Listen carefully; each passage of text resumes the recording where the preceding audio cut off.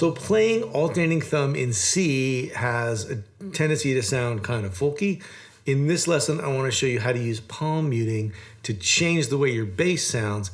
If you can change the way your bass sounds, you can change the way your entire arrangement of a tune sounds by putting the melody out front and giving the bass more groove to underpin what you're doing with the melody.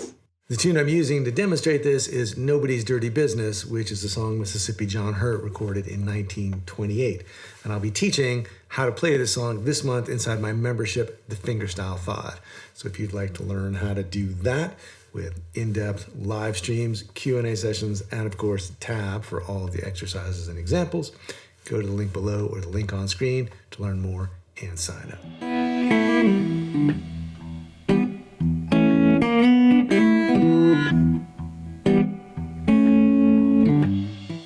All right, so palm muting is just the idea that you're going to rest your palm, this part of your hand right here, where the strings meet the bridge, but only for the bass notes. Unfortunately, the shape of your hand is such that if you rest that part of your hand right there near the bridge, you can get more of a damped sound on the bass strings while still letting the high strings ring out. And so if we're playing, say, a C chord, then the bass is going to alternate between this 5th string, the 4th string, the 6th string, and the 4th string. And if you get your palm down there on the strings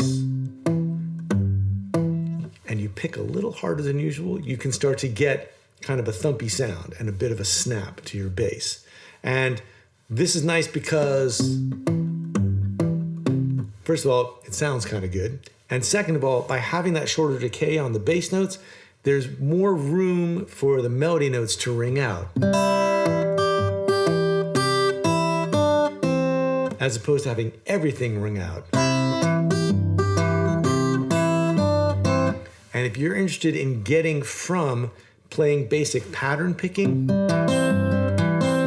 to where you're playing actual melodies over a bass, the palm muting is a really essential part of starting to make that transition so that it sounds like you're playing melodies and not just arpeggios on the guitar. Now, finding that sweet spot for where your palm should rest takes a little bit of work. And what you can do is rest your palm on the strings and then start to slide this way and that way. If you go closer to the sound hole, you're going to cut off the notes even more. If you go far enough past the bridge, it's going to sound like you're not doing any damping at all. So you have to kind of just move back and forth until you find that spot that's going to give you the result that you want. The next thing is knowing what bass notes to play. And so for the C chord, again, you'd be rocking between 5th string, 4th string, 6th string, 4th string. When you get to the F chord, it's pretty typical to hold down the low F with your thumb and then rock between the 6th string and the 4th string. If you really want to go all out, you can also alternate the ring finger here, bringing it over to the 5th of F, and then back to the root of F. So 6th string, 4th string, 5th string, 4th string. That's a little exotic, but sometimes it's nice. And then for the G chord, depending on what G you play, in this case I've got a G7 chord here, and I'm alternating between the 6th string and the 4th string. And that works if you're just playing an ordinary G chord, going between the root and the 5th instead of the root and the flat 7th. Now the last step, and the thing that really starts to make it groove a little more, is to start ghosting the backbeat. The backbeat is beats 2 and 4. 1, 2, 3, 4. So 1, 2. So in this case on the C chord, whenever you're playing on the 4th string.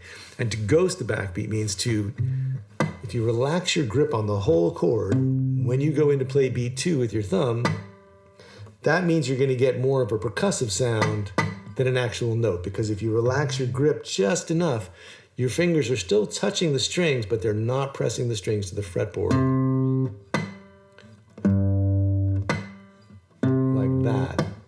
And when you go to the F chord, when you go to the G chord.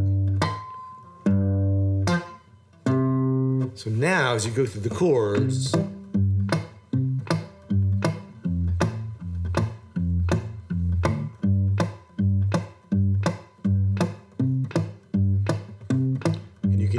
lock the bass on the F, like I was talking about a little earlier.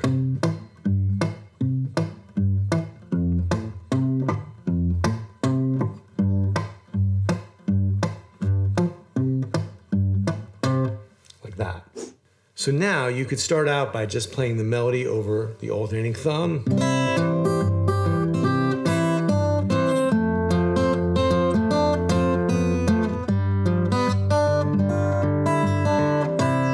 Then you could bring in the palm muting.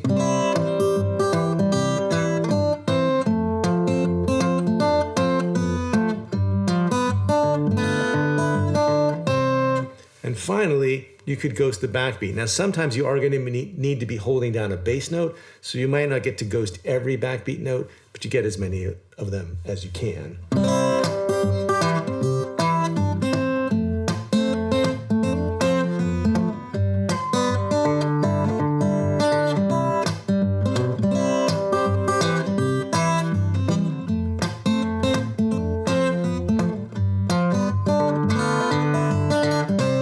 And of course, I'm emphasizing it now, so it's kind of sticking out a little too much. Kind of like when you're listening to someone talk and you start to pay attention to when they say and you just hear only the ums and nothing else.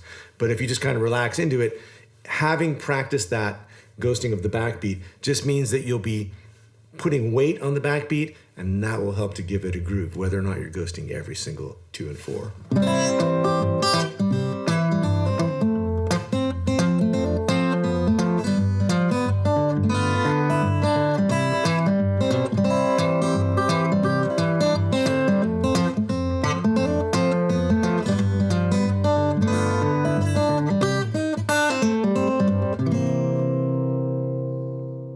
So that's the idea. Start off by knowing where your thumb needs to be when, add in the palm muting, and then start to do the releases with the left hand so that you can ghost those backbeats, and then try to find the most natural way to combine all those elements when you're actually playing the tune. This is a song that I'm teaching this month in my membership, the Fingerstyle 5. So if you'd like to start from scratch learning how to play Nobody's Dirty Business from the ground up, join the membership at the link below or the link on screen. We're getting started right now learning this tune, and we're going to spend all month putting together the coordination that you need to get the thumb going, to get the fingers lined up with the thumb, and to work on how to syncopate the melody and even add in some cool chord substitutions by the end of the month. You can work on it at whatever level you're ready for. You can spend the month just working on the basics, or spend the month getting as far as you want with the arrangement. Again, check it out at fretboardconfidential.com at the link below or the link on screen. If you got a question about today's lesson, please leave it down below. I'd love to hear from you. And as always, thanks for watching. I'll see you next time.